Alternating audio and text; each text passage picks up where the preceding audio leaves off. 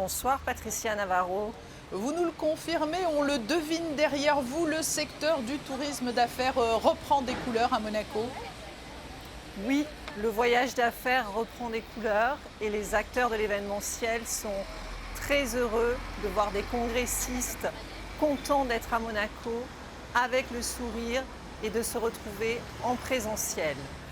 En 15 jours, la destination accueille 3 événements majeurs avec un rayonnement mondial dans leur secteur d'activité, ce qui confirme que Monaco est une destination d'affaires incontournable. Le mois d'octobre est également prometteur avec notamment Sportel, les assises de la sécurité et e-commerce. Il est important de préciser que ces clients sont fidèles à la principauté depuis de nombreuses années et qu'ils ont souhaité revenir à Monaco dès la reprise d'activité. Jusqu'à quel point, Christine, le secteur du tourisme d'affaires a-t-il été atteint par la crise? Nous étions passés vraiment de tout à rien. Alors, il faut savoir qu'en 2017, les groupes d'affaires représentaient 27% des chambres vendues dans les hôtels de la principauté. Malheureusement, depuis le printemps 2020, les événements professionnels sont quasiment à l'arrêt. Aujourd'hui, grâce à une situation sanitaire qui devient favorable et à la mise en place du pass sanitaire, l'appétence au voyage est à nouveau là et le besoin de se réunir également. Oui, comment vous expliquez cette belle reprise? Parce qu'il n'y a pas que la crise qui semble marquer une pause à la faveur de cet automne. La destination Monaco, les atouts en termes d'infrastructure aussi vont rendre le redémarrage peut-être plus rapide qu'ailleurs. Oui, dès le début de la crise, le Convention Bureau et tous les partenaires de la destination, le Grimaldi Forum, les établissements hôteliers, les agences réceptives et tous les prestataires de la filière se sont mobilisés pour maintenir ce socle, pour sécuriser ce socle de clients fidèles qui est absolument nécessaire à la reprise de notre secteur. La fin des jauges annoncée par le gouvernement vendredi, c'est un atout indéniable pour une reprise pérenne.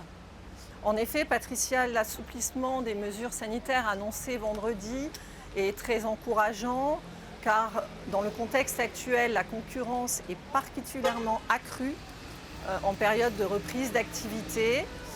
L'évolution de la jauge capacitaire est une réelle avancée. Les organisateurs sont à présent rassurés. Ils se projettent sur des formats d'événements comme ils avaient l'habitude d'organiser en 2019. Vous parlez de ces formats d'événements, mais l'un des grands enseignements de la crise, c'est que le distanciel a pris une ampleur très importante.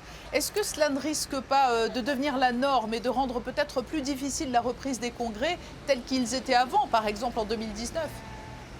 Alors, nous sommes nombreux à avoir participé à des événements virtuels qui ont montré la limite de la formule, ce qui est plutôt rassurant pour les événements en présentiel. Bien sûr que l'hybridation fera désormais partie des formats de manifestation puisqu'elle permettra d'atteindre de nouvelles communautés ou d'augmenter les communautés, mais le souhait d'être en présentiel est plus que jamais là et les congressistes ont une attente très accrue quant à la destination qui les accueille en termes de valeur. En ce qui concerne Monaco, Monaco est reconnu à l'échelle internationale pour sa sécurité, tant physique que sanitaire, pour son service sur mesure, pour son savoir-faire et bien sûr pour son engagement éco-responsable. Mais est-ce que la demande a évolué avec la crise en matière de tourisme d'affaires ? Alors les demandes pour 2022 et au-delà s'intensifient. Le marché prioritaire reste la France. Mais il faut observer également que les marchés européens et les États-Unis sont très actifs. En ce qui concerne les marchés asiatiques, qui historiquement sont minoritaires en tourisme d'affaires, ils redémarreront plutôt en 2023. Mais lorsque l'on parle de cette clientèle, bien évidemment, ce sont de très grands groupes que vous recherchez.